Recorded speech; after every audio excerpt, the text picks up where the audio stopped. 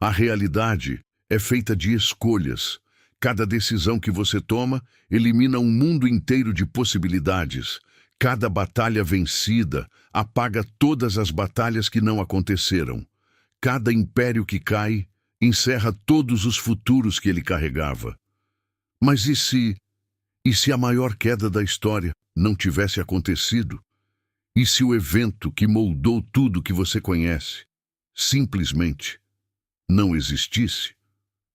Existe uma pergunta que historiadores fazem há séculos. Uma pergunta que parece simples na superfície, mas que, quanto mais você pensa nela, mais ela te assusta. Porque ela não é só uma pergunta sobre o passado, ela é uma pergunta sobre você, sobre quem você seria, sobre onde você moraria, sobre o idioma que você falaria, sobre o Deus que você adoraria, sobre a liberdade que você teria ou não teria. A pergunta é esta: e se o Império Romano nunca tivesse caído? Hoje, nesse episódio, não vamos apenas responder essa pergunta com datas e teorias. Vamos fazer algo diferente. Vamos entrar nesse mundo. Vamos viver dentro dele por alguns minutos. Vamos sentir como seria respirar em um mundo onde Roma nunca terminou. E só no momento certo você vai entender por que isso importa para você. Agora, em 2026, prepare-se, porque esse episódio vai mudar a forma como você enxerga a liberdade. Você está no mundo em paralelo. Roma nunca caiu. Deixa essa frase entrar. Roma nunca caiu. Não houve colapso do Ocidente em 476. Não houve Rômulo Augusto sendo deposto por Odoacro. Não houve legiões dispersas pelos campos da Europa. Não houve Idade das Trevas. Não houve fragmentação. Não houve o esquecimento de séculos que o mundo passou a chamar de medievo. Em vez disso, o Senado continuou funcionando. Os governadores continuaram administrando suas províncias. As legiões continuaram marchando nas fronteiras do império. E o latim continuou sendo a língua do comércio, da lei e do poder em metade do planeta. Hoje, no ano 2026 deste mundo, o Império Romano existe há mais de 2000 anos. 2000 anos de uma mesma estrutura, de um mesmo sistema, de uma mesma bandeira. O Senado se reúne toda semana em Roma, não em um prédio antigo de mármore corroído pelo tempo, mas em um complexo moderno, vasto, reluzente, com tecnologia de ponta, onde senadores de todas as províncias do mundo debatem as grandes questões do nosso tempo. As legiões ainda existem, não com espadas e escudos, mas com equipamentos táticos avançados, veículos blindados, sistemas de comunicação de última geração. São as legiões do século XXI e ainda marcham sob o estandarte do Senado. As estradas romanas que cortavam a Europa há 2000 anos se tornaram rodovias, depois ferrovias, depois corredores de transporte de alta velocidade. Mas ainda são chamadas de vias. Via Imperial Norte, Via Imperial Sul, Via Atlântica, Via do Mediterrâneo. O nome mudou, a essência não. E o latim? O latim é ensinado nas escolas de todas as províncias do mundo, não como língua morta, como língua oficial, a língua da lei, a língua dos contratos, a língua dos documentos do Senado. Você pode morar do outro lado do planeta, mas se quiser um cargo no governo, em qualquer nível, você vai precisar falar latim. E a coisa mais estranha de tudo isso, a coisa que mais chama a atenção quando você olha para esse mundo, ninguém questiona isso. Não existe um movimento político pedindo o fim do império. Não existe uma geração jovem questionando a legitimidade do Senado. Não existe um filósofo famoso escrevendo sobre alternativas ao sistema imperial. Porque em um império que nunca caiu, as pessoas nunca aprenderam a imaginar um mundo diferente. O sistema existe há tanto tempo que se tornou tão natural quanto o ar que se respira, tão inquestionável quanto a rotação da Terra, tão óbvio quanto o nascer do Sol. E é exatamente isso que deveria te fazer parar e pensar, porque a maior prisão que existe não tem grades, não tem muros, não tem guardas. A maior prisão que existe É aquela onde o preso nunca aprendeu a imaginar a liberdade. Mas se Roma nunca caiu, o mapa do mundo é completamente diferente. E quando eu digo completamente diferente, eu não estou sendo dramático, eu estou sendo literal. Não existe França. O território que você conhece como França é a província da Gália, dividida em Gália Narbonense, Gália Lugdunense, Gália Belga e Gália Aquitânia. Não existe Alemanha. O que você chama de Alemanha é a província da Germânia, uma região que Roma nunca conseguiu dominar completamente no nosso mundo, mas que nesse mundo, após séculos de pressão constante, acabou sendo absorvida pelo Império. Não existe Espanha. É a província da Espanha. Não existe Portugal. É a Lusitânia. Não existe Inglaterra. É a Britânia. Não existe Turquia. É a Anatólia Imperial. Não existe Síria, Líbano, Israel, Jordânia. É o Levante Oriental.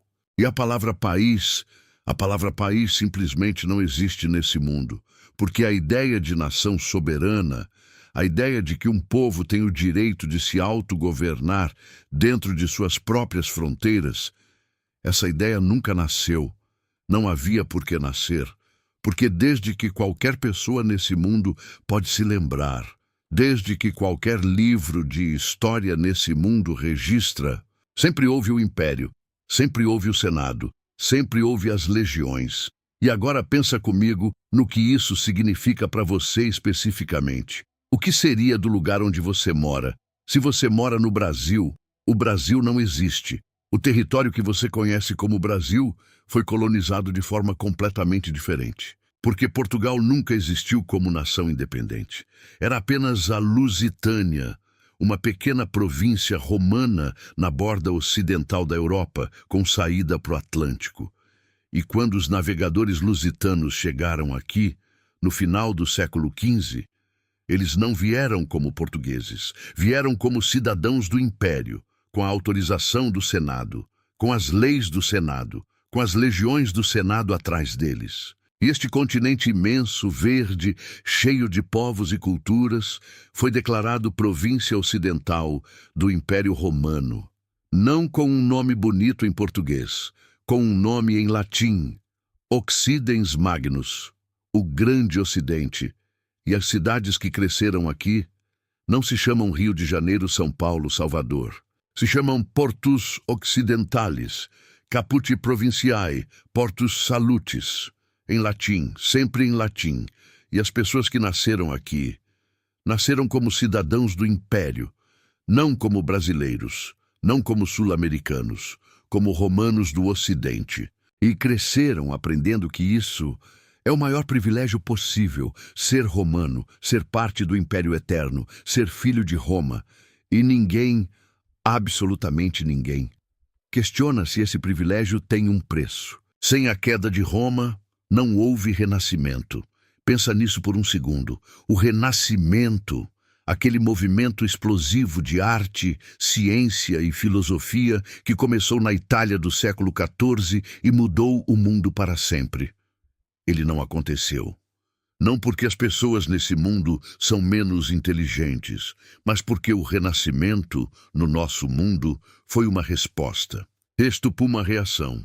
Uma explosão de criatividade que aconteceu exatamente porque houve séculos de trevas antes. Quando Roma caiu no nosso mundo, o conhecimento ficou guardado em monastérios por séculos, isolado, esquecido. E quando esse conhecimento ressurgiu nas cidades-estado italianas do final da Idade Média, Adrão, ele ressurgiu com uma energia incrível, com fome, com urgência, com a vitalidade de quem ficou muito tempo sem respirar. Mas nesse mundo onde Roma nunca caiu, o conhecimento nunca foi perdido, nunca ficou guardado, nunca precisou ressurgir.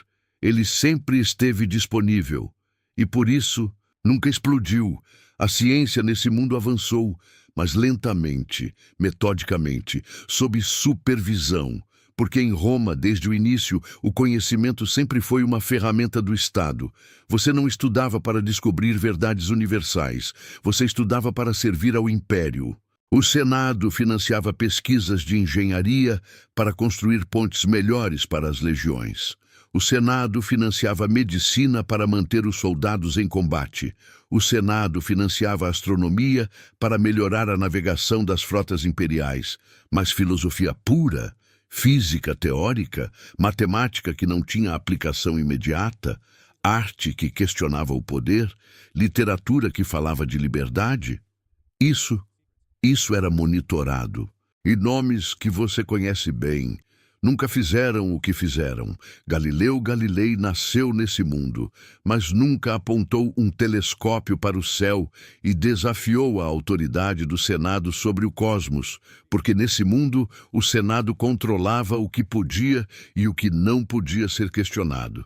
Isaac Newton nasceu nesse mundo, mas nunca desenvolveu a teoria da gravitação universal da forma que conhecemos, porque os recursos para esse tipo de pesquisa simplesmente não foram aprovados pelo Comitê de Ciência do Senado. Charles Darwin nasceu nesse mundo, mas nunca publicou A Origem das Espécies, porque a teoria da evolução conflitava diretamente com a narrativa religiosa oficial do Império. E conflitar com o Império sempre tinha um custo. Às vezes era uma promoção que nunca chegava. Testar, às vezes, era um cargo que misteriosamente era cortado. Às vezes, era uma publicação que não encontrava financiamento. E às vezes, era algo mais silencioso, mais definitivo. O progresso aconteceu nesse mundo. Os computadores existem. A internet existe, a medicina avançada existe, o padrão, a energia limpa existe. Mas tudo isso chegou décadas, talvez séculos mais tarde, e chegou controlado, servindo ao Império, nunca desafiando o Império. E talvez seja aqui que a pergunta mais incômoda do episódio de hoje surge. Se Roma nunca caiu, se o conhecimento nunca foi perdido, se a ciência sempre teve recursos, nós realmente evoluímos mais ou apenas ficamos mais eficientes em obedecer? Agora preciso te falar sobre algo que pouquíssimas pessoas consideram quando fazem essa pergunta: a religião. No nosso mundo, o imperador Constantino, no século IV, adotou o cristianismo como religião oficial do Império Romano. E essa decisão mudou tudo. O cristianismo se espalhou por toda a Europa, pela África do Norte, pelo Oriente Médio. Depois, o Império caiu. E com a fragmentação política vieram as fragmentações religiosas. A Grande Cisma de 1054 separou o cristianismo em católico e ortodoxo. A Reforma Protestante do século XVI criou dezenas de denominações diferentes. O Islã surgiu no século VII e se expandiu por um território que Roma havia deixado de controlar. O mundo que você conhece hoje é um mosaico religioso. Bilhões de pessoas com crenças diferentes, tradições diferentes, interpretações diferentes do divino. Mas nesse mundo onde Roma nunca caiu, esse mosaico nunca se formou. O Senado, ao adotar o cristianismo no século IV, fez isso com a eficiência característica de Roma. Não com fé, com política, com controle. Uma versão do cristianismo foi selecionada, codificada, institucionalizada e depois protegida com a mesma força com que Roma protegia suas fronteiras. Texto Paul, líder dessa igreja imperial, não foi chamado de Papa. Foi chamado de Pontifex Imperialis, o sumo pontífice do império, um cargo nomeado pelo Senado, com salário pago pelo tesouro imperial, com lealdade exigida ao imperador antes de qualquer deus. E as outras religiões? O Islã surgiu no século VII Drão, mas não se expandiu além da Península Arábica, porque as fronteiras do império estavam intactas, as legiões estavam lá. E Roma não permitia novas religiões que pudessem competir com a ordem estabelecida. O judaísmo sobreviveu, mas como prática privada e tolerada, sem qualquer influência política ou cultural significativa. O budismo existia nas províncias orientais do Império, mas nunca cruzou para o Ocidente. E o resultado? Nesse mundo de 2000 anos de império, a maioria esmagadora da população humana pratica uma única versão controlada do cristianismo, a versão aprovada pelo Senado, não por fé, por tradição, por obrigação social, por medo, em alguns casos, de parecer diferente. E a teologia nesse mundo nunca foi sacudida pelas grandes questões que geraram a filosofia moderna no nosso mundo.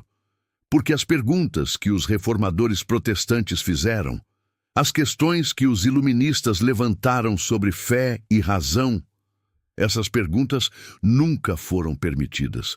E talvez a consequência mais profunda de tudo isso seja esta: bilhões de seres humanos nasceram e morreram nesse mundo, sem nunca ter tido a oportunidade real de escolher em que acreditar, sem nunca ter encontrado uma tradição diferente da que o Império escolheu por eles, sem nunca ter feito a pergunta mais humana de todas. Afinal, o que eu realmente acredito? No Império Eterno de Roma, até a fé é uma província, administrada, controlada, tributada. Mas não pense que esse mundo é medieval. Não pense que Roma parou no tempo. Roma nunca caiu. E quem nunca cai, aprende a evoluir, devagar, metodicamente, com propósito. E o propósito sempre foi o mesmo: controle, eficiência, ordem. As estradas romanas do século I se tornaram rodovias no século X, ferrovias no século XV, sistemas de transporte magnético no século XX. A mesma lógica, a mesma função, a mesma eficiência. As cidades cresceram, mas não como as cidades que você conhece. Não com a bagunça criativa dos arranha-céus de vidro misturados com favelas, com bairros históricos ao lado de modernidade selvagem. As cidades nesse mundo são planejadas, perfeitamente planejadas, com praças centrais imensas onde o cidadão se sente pequeno, com monumentos em cada esquina que lembram a todo momento: Roma está aqui, Roma sempre esteve aqui, Roma sempre estará aqui, com estátuas do Senado em cada bairro, com o estandarte imperial em cada escola, em cada hospital, em cada mercado, não como imposição, como decoração, como parte do cenário natural da vida. E a internet existe nesse mundo, mas é diferente da que você conhece. Cada mensagem que você envia passa por um filtro automatizado do Departamento de Informação do Senado. Cada publicação que você faz é analisada por algoritmos desenvolvidos pela Legião Digital Imperial, não para censurar palavras específicas, para identificar padrões, padrões de pensamento, padrões de questionamento, padrões que indicam que alguém está começando a fazer perguntas que o Senado prefere que não sejam feitas. E quando esses padrões são identificados, ninguém bate na sua porta, não há prisão dramática, não há tortura. Roma aprendeu em 2000 anos que a violência visível cria mártires, e mártires criam movimentos. Em vez disso, uma semana depois, você percebe que suas publicações estão alcançando menos pessoas. 2 semanas depois, aquela promoção no trabalho que você esperava não vem. 3 semanas depois, o crédito que você ia usar para comprar uma casa é negado por razões burocráticas. 4 semanas depois, seu filho não é aceito na universidade que escolheu, sem explicação formal, sem processo, sem confronto, apenas inconveniências acumuladas, estratégicas, até que a pessoa entende, silenciosamente, sem que ninguém precise dizer nada, até que a pessoa começa a se autocensurar, a se autocontrolar, a pensar 2 vezes antes de digitar, a pensar 3 vezes antes de falar, e com o tempo, a pessoa para de pensar essas coisas, não porque mudou de ideia, mas porque percebeu que é mais seguro não tê-las. E Roma chama isso de paz, de estabilidade, de civilização, e em certo sentido, Não está errada, porque um povo que aprendeu a não questionar é de fato um povo muito fácil de governar. A pergunta que ninguém faz nesse mundo é se ser governável é a mesma coisa que ser livre. Mas houve resistência. Sempre há resistência. Em todo sistema humano, por mais poderoso que seja, por mais eficiente que seja, por mais total que seja o controle, sempre há alguém que não aceita. No século VII, nas florestas da Germânia, uma revolta durou 3 anos. Camponeses com ferramentas agrícolas contra as legiões imperiais. A legião venceu, claro, mas levou 3 anos. E durante 3 anos, aqueles camponeses viveram em um território que não obedecia ao Senado. Um território onde eles podiam falar o que pensavam, reunir-se sem autorização, fazer planos sem que ninguém monitorasse. 3 anos de liberdade. Antes da derrota, no século XII, em Alexandria, um grupo de filósofos começou a se reunir em segredo. Chamavam a si mesmos de questores e faziam perguntas que o Senado havia proibido, sobre a natureza do poder, sobre a legitimidade do controle, sobre se um sistema político pode ser considerado justo quando nunca foi escolhido por aqueles que vivem sob ele. O Senado os descobriu. O grupo foi dissolvido. Alguns foram exilados, outros desapareceram. Mas os textos que eles escreveram sobreviveram, copiados à mão em papiro escondido, passados de geração em geração. No século XX, uma mulher de nome Valentina, moradora de uma pequena cidade da província ocidental, escreveu um livro curto, de apenas 180 páginas, chamado O Fim do Eterno. O livro não argumentava que o império era cruel, não pregava a revolução, não chamava as pessoas às armas, fazia apenas uma pergunta, uma única pergunta, em 180 páginas, de formas diferentes, com exemplos diferentes, com histórias diferentes. O livro perguntava: você já imaginou como seria se fosse diferente? Só isso. Uma pergunta simples.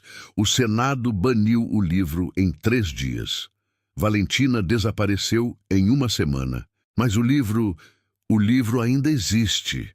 Não em livrarias, não em bibliotecas digitais, em papéis dobrados, em arquivos escondidos em dispositivos antigos, em memórias de pessoas que leram e nunca esqueceram, porque essa é a coisa sobre perguntas verdadeiras. Você pode queimar o papel, pode deletar o arquivo. Text pode fazer desaparecer a pessoa que fez a pergunta. Mas a pergunta em si, uma vez que ela entra na mente de alguém, ela não sai mais. E é assim que todo o Império Eterno finalmente começa a rachar. Não com exércitos, com perguntas. O padrão? Agora eu preciso te contar uma coisa. Tudo que você acabou de ouvir não aconteceu. Roma caiu. No nosso mundo, ela caiu em 476 depois de Cristo, quando o último imperador do Ocidente, Rômulo Augusto, foi deposto por Odoacro, um líder de origem germânica, e o império desmoronou, não de uma vez, lentamente, como uma construção imensa que esqueceu de se reparar. As legiões dispersaram pelos campos da Europa. O Senado virou sombra do que foi. O latim virou dialeto local. E o que veio depois? O caos. Reinos fragmentados, guerras constantes, séculos de dificuldade, mas também algo inesperado: liberdade.